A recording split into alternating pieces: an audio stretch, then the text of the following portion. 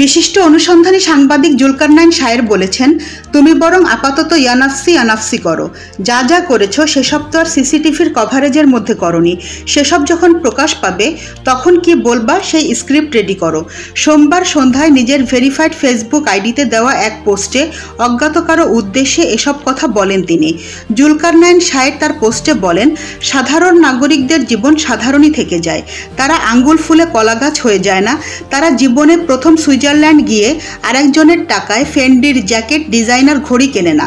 মন চাইলেই দুবাই উড়াল দেয় না, আর মানুষের দেওয়া টাকায় দুবাই মলে শপিং করে বেড়ায় না। সাধারণ নাগরিকেরা কন্ট্রাক্ট ম্যানিপুলেট করে অর্থ লোপাট করে না। নিষিদ্ধ গোষ্ঠীর লোকের হাতে দেশের গুরুত্বপূর্ণ সংস্থা তুলে দিয়ে তার মাধ্যমে কমিশন খাওয়ার বন্দোবস্ত করে না। তিনি বলেন, আর সরকার সেটা হতে হয় জনগণের ভোটে, কারো কাঁধে চড়ে নয়।